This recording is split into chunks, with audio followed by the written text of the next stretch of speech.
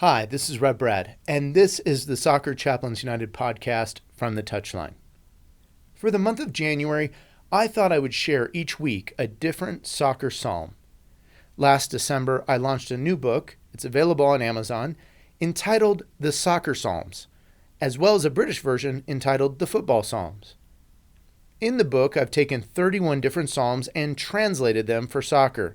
The book features the biblical psalm from the NIV on one page, and my paraphrase with soccer language and imagery and metaphor on the other. Following the two psalms is a reflection from me, as well as some meditation questions that you might consider. Whether you've been an athlete or a coach, a manager, a fan of the beautiful game, it doesn't matter. There's something there for everyone. The Soccer Psalms is really a culmination of my many years of serving as a volunteer soccer chaplain. There have been many times when I've tried to share and express that God's Word speaks directly into our lives, and I find that the Psalms are a powerful part of how He is doing that. Well, I'd love it if you pick up a copy from Amazon. If you do, would you mind writing an honest review of the book for me? And if you coach a team or lead an organization and you'd like to purchase 10 or more books, shoot me an email, and I can work out a cheaper rate than Amazon. Well, thanks for listening today. We start right after this. He's found the space, and he's found the back of the net. Just a little off foot, thinking he's going to go far post. Not strong enough with his right hand. Whips that one in. Far post, almost made him ends, and they have. He has the hat-trick. The second in his career. The third of the night.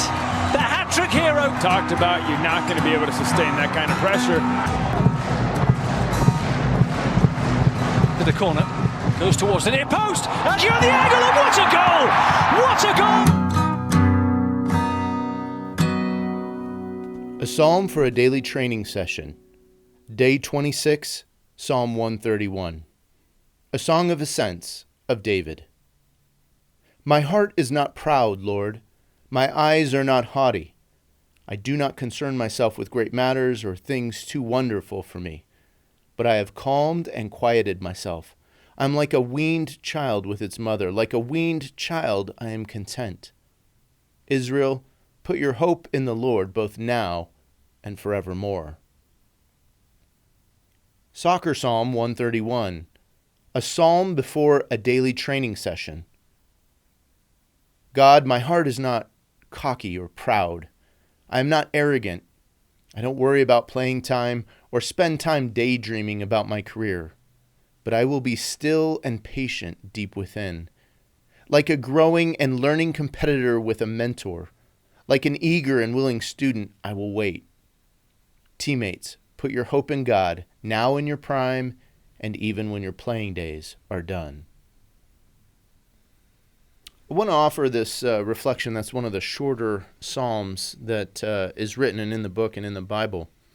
But there's a tension that elite soccer players dwell in. They have to exude this confidence, but have to also avoid arrogance at the same time. They have to be 100% focused and prepared for the task in hand, but they ought to also be mindful of the other aspects of life and not allow the game to become all-consuming. It's a difficult tension to live, play, and work in, and oftentimes there are few resources and little equipping that is done to help an athlete manage the pressure.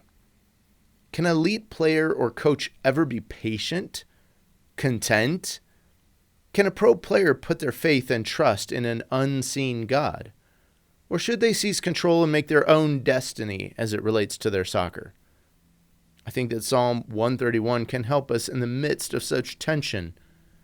I've imagined here in the soccer psalm that as a player dresses and readies himself for a daily training session, they recite these words from memory. They're words of remembrance. They're words of commitment, words of surrender. Sometimes we need to remind ourselves that we still need to learn. Sometimes we need to remind ourselves to be patient. Sometimes we need to remind ourselves to depend upon others. Even if you're an athlete in an individual sport, don't forget that there's a team of support around you, parents, coaches, nutritionists, others. There is also another important aspect to the individual journey that the psalmist, King David, undergoes that has application for us in soccer. We must share that wisdom and knowledge, the lessons that we've learned in life and in our experiences with our teammates. It's like the seasoned veteran looking across the locker room and telling the rookie the proper post-match behavior. It's the well-conditioned athlete telling a younger athlete to look after their body and health in a particular way to extend their career and to develop good habits and patterns. No matter who we are or what work we do, the imperative to put our hope in the Lord is critical to our future longevity and success. And placing our hope in the Lord isn't something that ought to wait until the moment of desperation. It's a habit muscle that needs to be shaped and formed now, in our prime, and also for the future seasons of our lives. I want you to perhaps meditate or think on these questions as I ask them, and even if you need to pause the podcast for a minute and think through it, through the situation or through the question. First one, as an athlete or coach in soccer, when do you find yourself becoming the most arrogant or proud in unhealthy ways? Is it in exchanging locker room banter? Is it going up against a particular team or opponent? Does it come as you compare yourself to others in the beautiful game? Next question. Do you feel that humility about your skill or achievement is a weakness or perceived weakness? Do you find yourself avoiding such traits so that you don't appear weak in someone else's eyes, whether that's a teammate, opponent, a coach, or an executive? What steps or methods might you employ to keep an attitude of humility? And finally, what lessons have you learned during your time in the beautiful game that you might pass along to someone younger or in a different stage of development? Thanks again for listening, friends. The soccer psalms in the US and the football psalms in the UK, all available on Amazon. Paperback, hardback, or ebook for Kindle. Give it a read, write a review. I'd greatly appreciate it. I look forward to being with you again next week. This is Rev Brad coming to you from the Touchline.